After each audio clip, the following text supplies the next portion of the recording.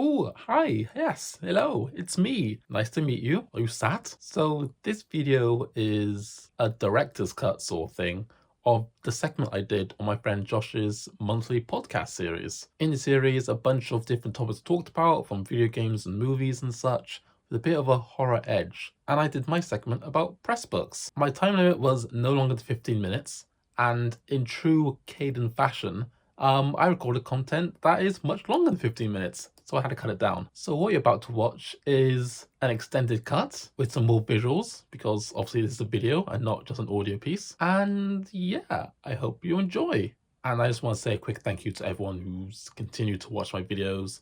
Each video wildly surpassed my expectations for how well it does in terms of engagement and views and compliments. So thank you very much. And the classic, if you haven't subscribed already, please hit subscribe.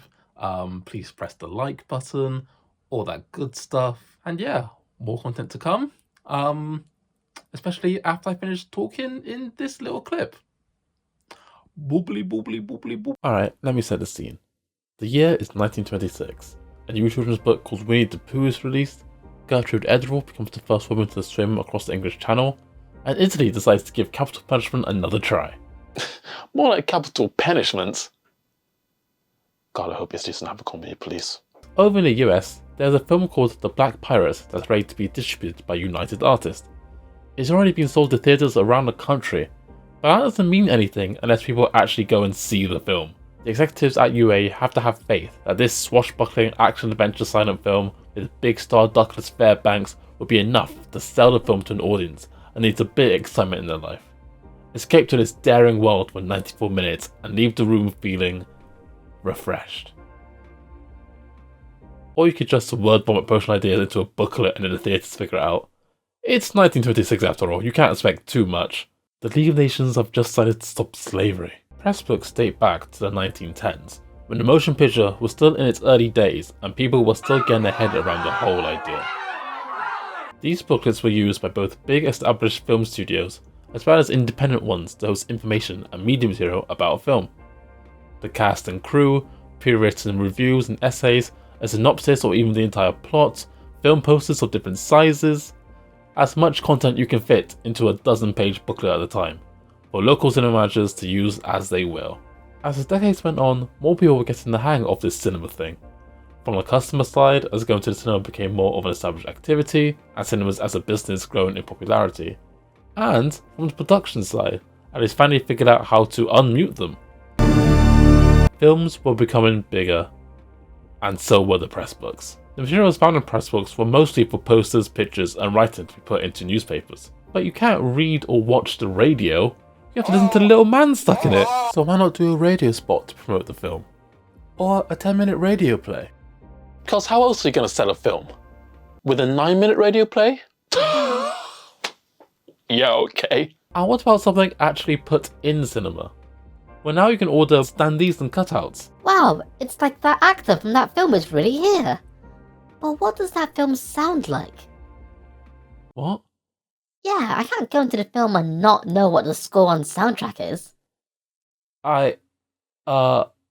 Okay then. Some pressbooks advertise the fact you can order vinyl of the film's sound selection to play in the building, if cinema managers really think that'll make a big difference.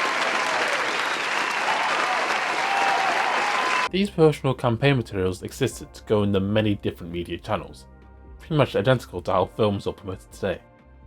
But for me, the most interesting part of these booklets was the exploitation section. Now these weren't just simple ads and campaigns. These were varied promotional stunts suggested by the studio that local cinemas can do, sometimes in collaboration with other local businesses or even the general public. Some were quite the nice little novelty, such as marking an oxygen tank as laughing gas, saying to customers that you can either use this to laugh for 90 minutes, or you could watch 3 Men on a Horse.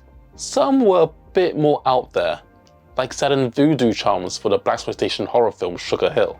Now, I'm not a big believer in voodoo, but if you were to place me on a spectrum between fact and fiction, I would be by the don't sell voodoo charms to the general public. So Josh, I want to set you a scenario, set you a scene. Oh, please. You are a manager of a theatre. The Griff theatre. Exactly, yeah, theatre. All right. You got a few press books coming in. You're looking through them, like, okay, I've got to look up some of these exploitation ideas. I know it's going to do well, but I need to put this up to do it. I'm going to list you some films and exploitation idea from it. You just tell me what you think about it. How would you do it? Easy. Easy peasy. And it will do well. Like, you know it's going to be like a big hit. No matter which one. No matter what, it's going to be a big hit, but do you want this in your theatre? Okay.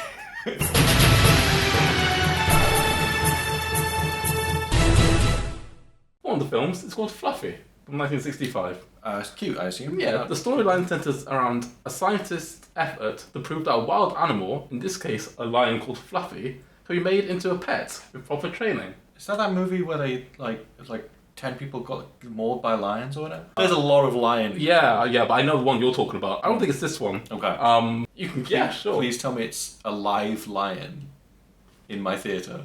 Not in your theatre. That would be insane. That would be crazy. Just in the street. What do you mean? When it walks by? Just in case there happens to be someone in your city who owns a pet lion. Wait, was this in the press book? Yeah. Oh, if this just happens to be on the trillion to 1 chance that within your city is someone who owns a lion, has it trained to be walked on a leash, and would be willing to do a favour for you. Yeah. Might be able to get them to walk the animal over to your theatre to see Fluffy perform on screen. It would surely create interest, especially in the papers, for your theatre and the picture. How many of these are just going to be like insane things that PR people came up with? There's some regular ones. There's regular ones?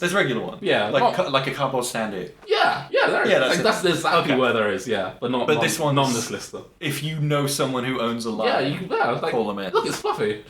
From the movie Fluffy. What if the lion doesn't look like Fluffy? Listen, they have to watch the movie and find that out.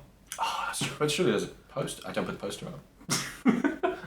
Are you putting on Fluffy with this idea of getting a live lion walking the streets? Immediately after having not heard any of the other suggestions, I'm gonna say no. No. Okay. I'm tempted. Yes. But I mean, the last guy I knew who owned a lion. let's say he was an exotic guy. Okay. Oh yes. Yeah.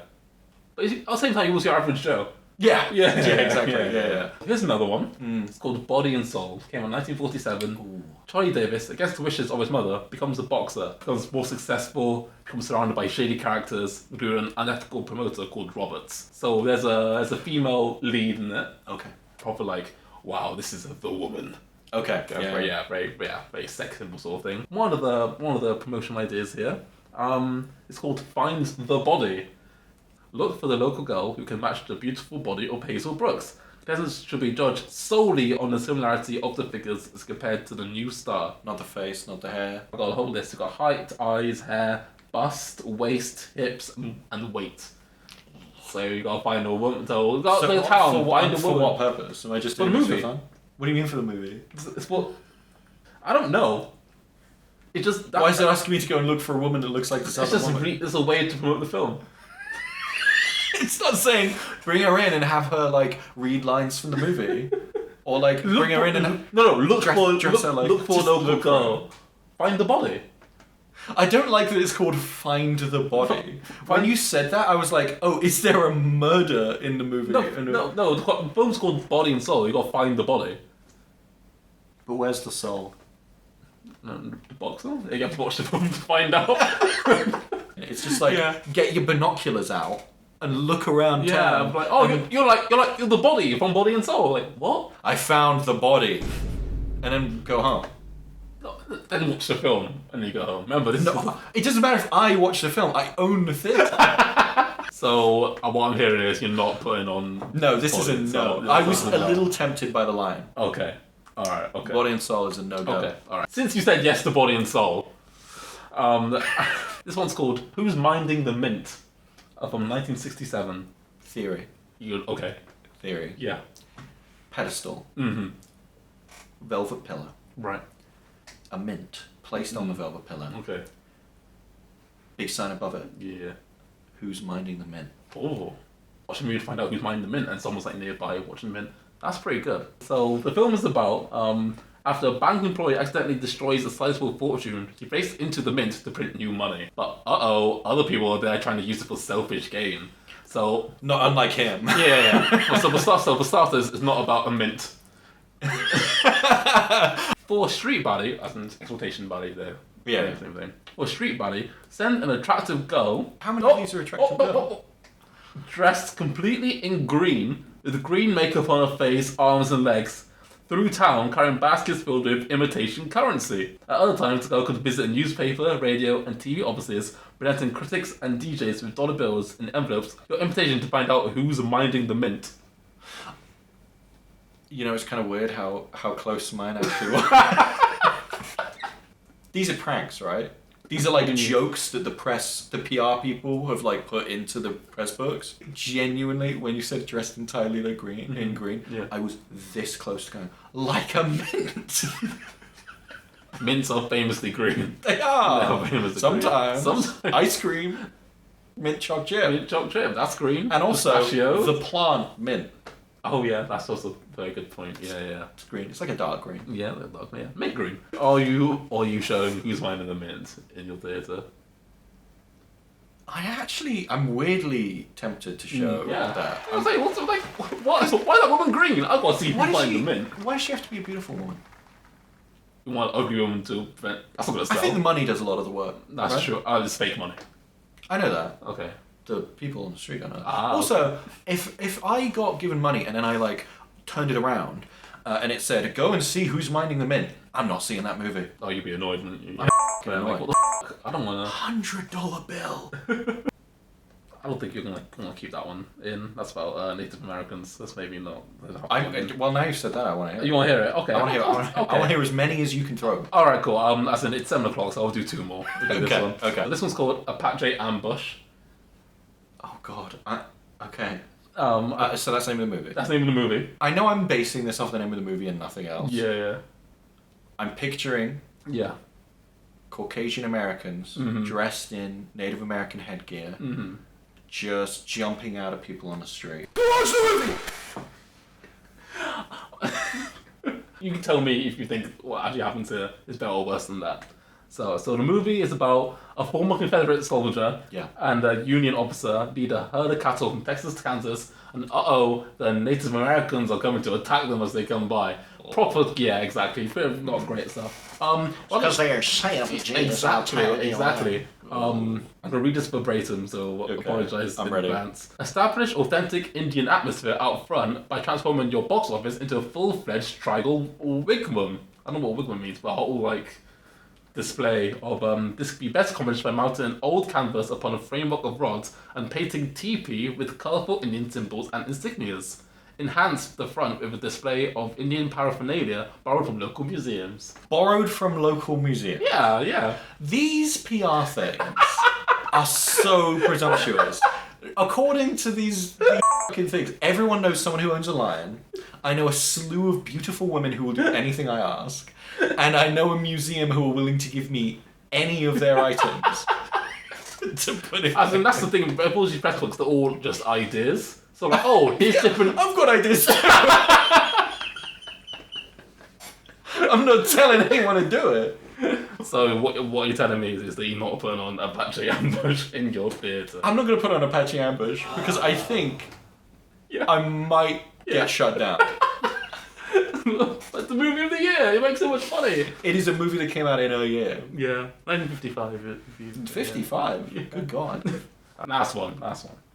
This one's called A Child is Born. Like Jesus? No, just a child. Not the child. A child, not the Okay. child. It's a drama about a hospital maternity ward. Proper God, I wonder what happens. I want 2 here. The title of this one: Honour the local doctor who has done the most for motherhood. His Russian idea lends importance and dignity to your showing. The right position should be selected. Perhaps the local medical board or bureau of health will name the man. Presumptuous. What year was this? 1390-39. 39. Okay. 39. For the time. For the time, yeah. I think if you suggested a woman doctor, they'd be like, I don't think that's legal. Yeah, is that allowed?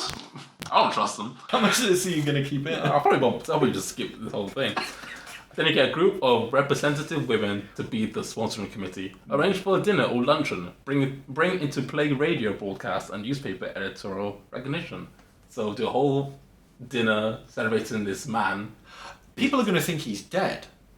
I'm sure he'll be there. At the theatre. Oh, he's there. I'm sure it's a whole lunch committee thing. But this guy, he's not giving birth. Did you say there was a second one? There's a That's second idea. That's the second idea. Yeah. So that's the first. Yeah, sure, go over it. Here's a better idea. Okay. You get your local beautiful woman who will do anything you want. Yes, of course.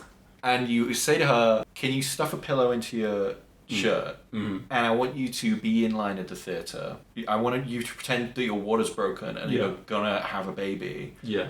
And then we're going to get a fake ambulance to come in. And then when they come out of the back of the ambulance, they're holding a big banner for the movie. For the movie, yeah. That's not. I think you're getting what's in. I should have this job. Is this they still do these, right? For every movie. And the second idea for this, after you honored the local doctor man, is one of my favorite one. Yeah. If you can line up enough merchants for this one, you've got a natural space and attention getter. The first baby born during the run of a child is born becomes object of attention. So basically you get like a bunch of like pregnant women together who are like interested, like maybe they're in the industry, maybe they're in like part of the newspaper outlets, and whoever births their child first during the run of the film. It's like, wow, the child is born. The bit that's blowing my mind, becomes the object of attention. Yeah. It will be recognised as an event that has occurred. All corporations and stores contribute gifts. Gifts may include baby clothing, furnishing. So basically, this baby, it's like, oh, it's a baby from a child is born. Like, no, it's not. It's just the kid was just a baby. The kid was just first. And that's one of, and that's So wait, this is a suggestion you should do in your local area. This isn't like for the whole run of the movie we're going to get a bunch of women together from like across the country. Oh no. This is like in your town. Yeah, it's like, hey, you're putting on a movie on in your theatre. Yeah. This was something you do to promote it. I'm you running... could get up all the pregnant women, and whoever gives birth first wins. Stop pushing, ladies. Come on. The clock's running. You know what? So which one are you doing? Frankly, genuinely, my actual answer, if I was presented this as the owner of the Grit Theatre, the movie sounds really dull. It really does, yeah. But that's why you gotta pick... That's why you gotta big it up with. First child born wins or local man. I'm gonna combine the two. I'm gonna have local hero man gives birth. I'm sorry to say this. Your theatre has closed. What? I didn't get enough films. You didn't get enough films. You shut down. Oh shit! I only did like 2. I was so distracted with trying to find a guy who owns a lion in the local area that I forgot to show any other movies. The attractive women in the area are sulking right now because they didn't. Oh god! I know like 10 attractive women who would do anything I wanted them to. I kept getting to work for free at the theatre, and I didn't even dress them up in all green. This is my fault.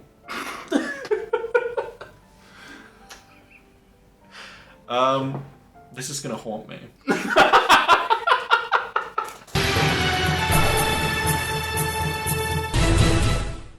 As cinema chains became more nationwide and even worldwide in the 80s and 90s, as well as this rise of this internet thing that's popping up, I don't know if you've heard of it, the use of a physical press book was deemed unnecessary eventually. I should have this job. Is this they still do these, right? For every movie? I think the internet kind of took off, so like this kind of dwindled a bit. You're telling me that when The Flash came out, they weren't like, have someone run around really fast. Have Ezra Miller kidnap a whole family. Oh my god, that was all promotion for The Flash. Holy shit. Get your local Ezra Miller to commit several crimes. But it's okay. Because it's more promotion of The Flash. They're famous, so... And everybody loves... And look how well it worked out for The Flash. From around the 80s onwards, the Pressbooks were much smaller, only including the cast and crew and sometimes a few posters that cinemas can buy. It was also around this time that Pressbooks were started to be looked at as a collector's item, from both a cheap low knick-knack to absolute rarities. Although in India, from the 80s to even the earliest 21st century, Pressbooks were used in a different context. For one, it didn't have much for the press. It had a quick synopsis of the film in many different languages that India speaks, but it also had lyric sheets, since a lot of the popular films in India were musicals. But overall, we live in a post-Pressbook world. In the 100+ years that cinema has existed, it has evolved so much and will continue to. And unfortunately, it has evolved past the need for them. I haven't even heard of them before getting my Blu-ray version of Sugar Hill, with the Pressbook scan being in the Blu-ray features. And it has been really interesting to look at this little snippet of film history. And as someone who is such an advocate for physical collections of physical media, I do hope that someday... Whoa.